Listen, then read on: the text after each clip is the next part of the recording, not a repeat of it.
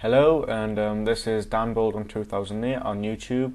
This is a cover-up of my top 5 favourite wrestling matches. Well, not exactly my favourite wrestling matches, but the top 5 wrestling matches that let's just say I like.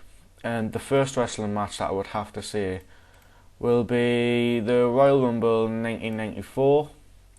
In this, we saw Yokozuna versus The Undertaker in a casket match. Yokozuna had great difficulty inflicting any serious damage on The Undertaker previous to this, but it was soon revealed that Mr. Fuji had arranged for several wrestlers to get involved on Yokozuna's behalf. Crush, the Great Kabuki, Gennakuyo Tenryu and Bam Bam Bigelow interfered, but The Undertaker obviously was able to fight back until Mr. Fuji stole the urn from Paul Bearer. Yokozuna opened the urn and green smoke kind of poured out. Meanwhile, Adam Bomb, Jeff Jarrett, the Head Shrinkers, Samu and Fatu, and Diesel came to the ring to help Yokozuna. Eventually, Yokozuna and his allies were able to shut The Undertaker into the casket to end the casket match, and for Yokozuna to keep possession of the WWF title.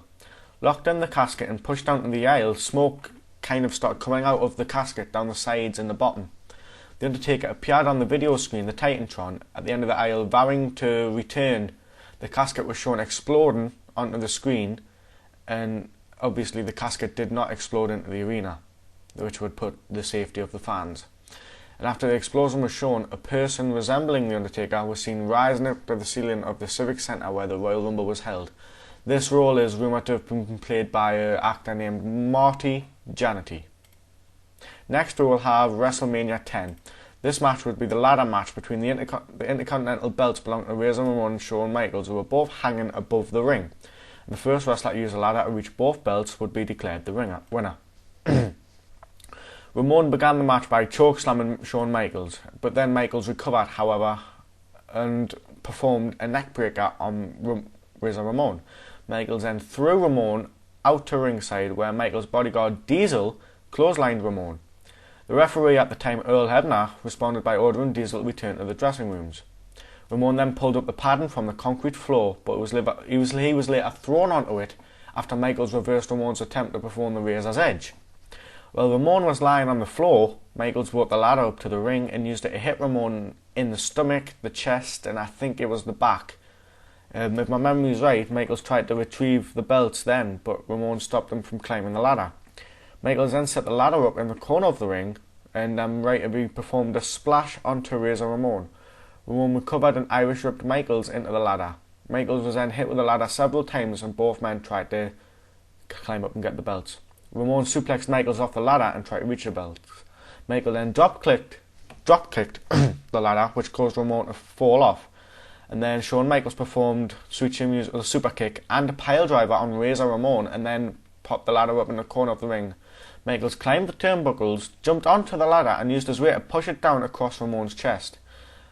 Michaels tried to retrieve the belts again, but Ramon pushed him off.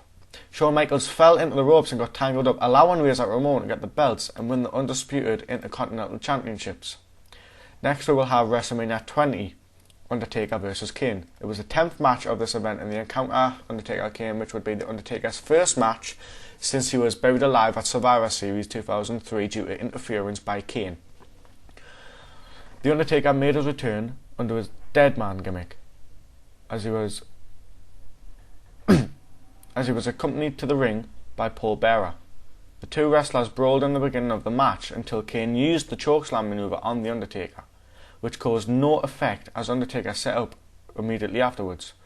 The Undertaker then retaliated by chokeslamming Kane and executing a tombstone piledriver into a successful pinfall, thus winning the match and remaining undefeated at WrestleMania with a 12-0 record. And now we will have SummerSlam 1994, another Undertaker match. The main event featured Paul Bearer's Undertaker versus Ted DiBiase's Undertaker. After Ted DiBiase's Undertaker walked to the ring, Paul Bearer appeared by himself, pushing a casket to the ring. And when he opened the casket, he pulled out what appeared to be the Undertaker's urn. This was a brilliant match, by the way. When Paul Bearer opened the urn, a light it had a light inside it which shone up into the arena. And then Paul Bearer's Undertaker, I'm sorry for the MSN activity, I'll sort that out in a second, but Paul Bearer's Undertaker came to the ring after the light shone. DiBiase's Undertaker, and he confronted DiBiase's Undertaker. Both wrestlers were wearing identical costumes, but Bearer's Undertaker wore purple, while Ted DiBiase's wore grey. Bearer's Undertaker kicked his opponent out of the ring, where Ted DiBiase's Undertaker tried to attack Paul Bearer. Ted DiBiase's Undertaker attempted to perform the arm twist rope chop, but Bearer's Undertaker stopped him and performed the move. Ted DiBiase's Undertaker then performed a chokeslam and followed by a tombstone piledriver. As he tried for another tombstone piledriver though, Paul Bearer's Undertaker reversed it and performed the move. Bearer's Undertaker then performed 2 more tombstone piledrivers before getting the pinball victory. A group of people dressed as druids came to ringside and then placed Ted DiBiase's Undertaker into the casket and took the casket away. This was a great match because the Undertaker was firstly removed from the WWF at the Royal Rumble 1994, which we've just been talking about earlier, by Yokozuna in the WWF Championship match. Because Ted DiBiase had claimed he could get in contact with the Undertaker, but Paul Bearer had said if he couldn't get in contact with him, then nobody could. Right. And for the final top 5 matches, it would be something I'm not really happy about putting on, but because of who it's involved, it has to be number 5 of the top 5 favourite matches. It would be the WrestleMania 6, which was on the 1st of April 1990 in Toronto, Ontario Skydome, Canada. And it was Ultimate Warrior versus his opponent Hulk Hogan for the Intercontinental title and the WWF title. Both titles were I don't really know much of this match. I've only ever seen it once, but because of it was Ultimate, all I'm saying is because it was Ultimate Warrior and because it was Hulk Hogan, just me in my head, think this has to go down as one brilliant match. So, if you have any queries about the top 5 matches I've just give to you, please post comments or responses or just message me or anything. And followed after this will be my top 5 dream wrestling matches.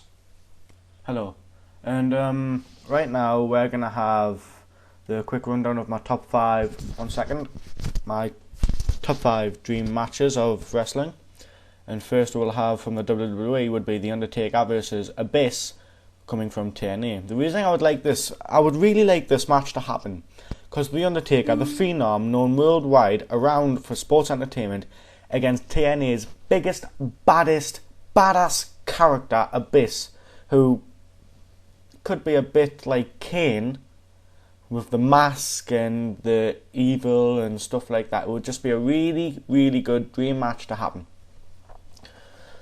Quickly, it's Vince McMahon versus Bret Hart versus Shawn Michaels, and I don't really think any of this needs explaining for the history that these have. Next would the history between Vince McMahon, Shawn Michaels and Bret Hart with the I screwed you over bit.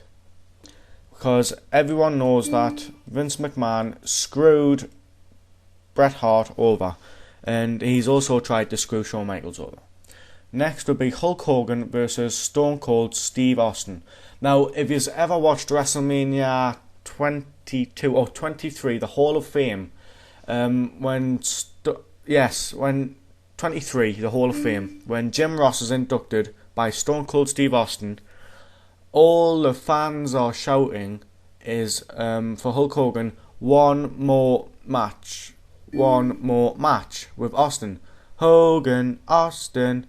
Obviously they want Hulk Hogan to face Stone Cold Steve Austin, and I myself think that this would be one brilliant match to go forward with.